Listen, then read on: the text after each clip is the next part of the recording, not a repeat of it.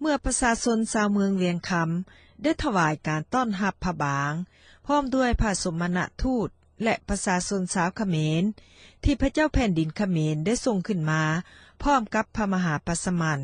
เข้าไปคบงานกันอยู่ในเมืองเวียงคำเป็นเวลา3 มื้อ 3 คืนตามกำหนดรายการนั้นแล้ว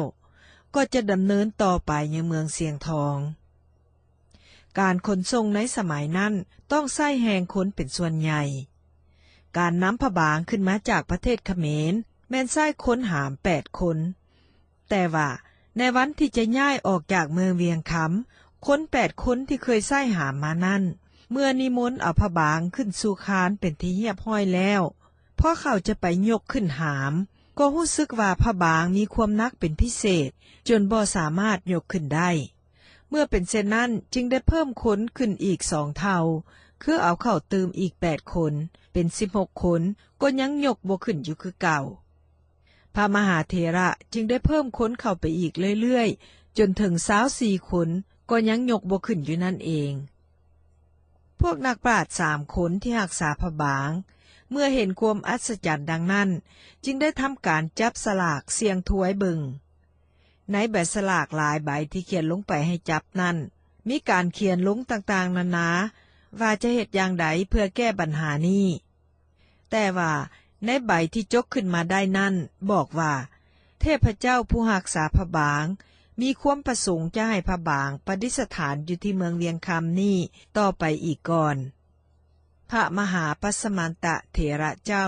ทราบเจตนาของเทพเจ้าเสร็จนั้นก็ได้มอบหมายพระบางให้เจ้าเมืองเวียงคำรักษาไว้ในเมืองเวียงคำเพื่อให้ชาวเมืองสักการะบูชาตามเจตนาของเทพเจ้าส่วนพระมหาเถระพร้อมด้วยบริวารก็ได้ขึ้นไปยังเมืองเสียงทองโดยทางบกเพื่อไปถวายพระพรพระเจ้าฟ้างุ่มให้ทรงทราบถึงเหตุการณ์ที่เกิดขึ้นนั้นสมเด็จพระเจ้าฟ้างุ่มพร้อมด้วยพระอัคคมเหสีจึงได้นิมนต์พระมหาปัสมันไปตั้งอาหารอยู่เหนือปากห้วยโฮบและขนานนามว่าวัดปัสมันจนถึงเท่าทุกวันนี้พระมหาปัสมันก็ได้ประกอบภารกิจเผยแผ่พุทธศาสนาตามลัทธิลังกาวงศ์คือนิกายเทรวาทตามที่ชาวลาวนับถืออยู่ทุกวันนี้ให้เจริญกว้างขวางออกทั่วราชอาณาจักรแต่พร้อมเดียวกันนั้นพระพุทธศาสนาที่ลาวนับถือมาก็ดำเนินสืบต่อตามฮีตของประเพณีที่เคยปฏิบัติมาส่วนนอต้นภาษีมหาโพธิ์นั้นก็ทรงพระกรุณาให้ปลูกไว้ในพระอารามคือในวัดปัสมันนั่นเองขั้นถึงปีคศ1361สมเด็จพระเจ้าฟ้างุ่มมหาราชก็ได้ยกกฤพลโยธาหารไปตีเอาพวกข้ากันหางชาวเมืองผาและเมืองเหลือกได้ทั้ง2 เมืองตั้งแต่นั้นมาอาณาเขตของราชอาณาจักรลาวก็แผ่กว้างออกไปทั้ง4 ทิศพระเจ้าแผ่นดินในประเทศต่างๆที่เป็นเพื่อนบ้านใกล้เคียงก็มีความยำเกรงพากันทรงราชบรรณาการมาถวายบ่ได้ขาดและมีสัมพันธไมตรีกับทุกประเทศเป็นอย่างดีสายแดนประเทศลาวในรัชกาลของพระเจ้าฟ้างุ่มนั้นเพิ่นกล่าวไว้ในพื้นเมืองขุนบุรมว่าทิศตะวันออกติดกับประเทศแก้วโดยนับเอาสันภูน้ำแบงเป็นเขตทิศตะวันออกเฉียงใต้ติดกับประเทศเขมรนับแต่ลีผีขึ้นมาทิศใต้ติดกับแดนกรุงศรีอยุธยานับแต่สายดงพญาไฟเขาใหญ่ในเขตสระบุรีใต้แขวงโคราชขึ้นไปถึงเมืองนครไทยตะวันตกติดกับประเทศลานานับแต่เมืองผาไดผาดางทิศเหนือติดกับประเทศจีนนับแต่เมืองบุญใต้บุญเหนือลงมา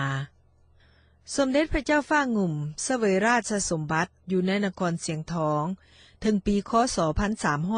1371มีพระราชโอรสราชธิดาประสูติจากพระอัคคมเหสีแก้วกัญญา3 พระองค์คือท้าวอุ่นเมืองท้าวคำกองและพระนางเจ้าแก้วเกตเกษีพระนางแก้วกัญญาพระอัคคมเหสีเสด็จสุรคตในปีคศ1368นับแต่บัดนั้นมาการปกครองราชอาณาจักรของพระเจ้าฟ้างุ่มก็บ่ค่อยจะมีความสะดวกสบาย การปกครองภายในพระราชวังและในพระนครก็บ่ค่อยจะเป็นระเบียบเรียบร้อยเหมือนแต่ก่อนข้าราชการมีการส่อราชบังหลวงใช้อำนาจส่วนตัวและเห็นแก่ได้พระเจ้าฟ้างุ่มก็มีความเศร้าพระทัยและมอบอำนาจการปกครองส่วนใหญ่ให้แก่ข้าราชการแต่พวกเขาต่างก็พากันสวยโอกาสเมื่อการปกครองบ้านเมืองขาดประสิทธิภาพเช่นนี้ประชาชนและเสนาอามาตย์ผู้มีความซื่อสัตย์จงรักภักดีต่อประเทศชาติก็เกิดความเบื่อหน่ายนำพวกเจ้ากวนที่เรียกเอาเบี้ยวัดเงินเดือนสูงเกินขอบเขตที่เคยปฏิบัติมาเมื่อเป็นเช่นนี้มุขมนตรีทั้งหลายจึงได้พร้อมกันขออัญเชิญพระเจ้าฟ้างุ่มสละราชบัลลังก์ในปีคศ1371แล้วทรงพระองค์ไปอยู่เมืองน่านพระองค์ประทับอยู่ในเมืองน่านได้2 ปีก็เสด็จสุราคตหวมพระชนมยุได้57 พรรษาเจ้านครน่านก็ได้สร้างพระธาตุบรรจุพระอัฐิของพระองค์ไว้ในวัดเสียงงามในนครน่านนั่นเอง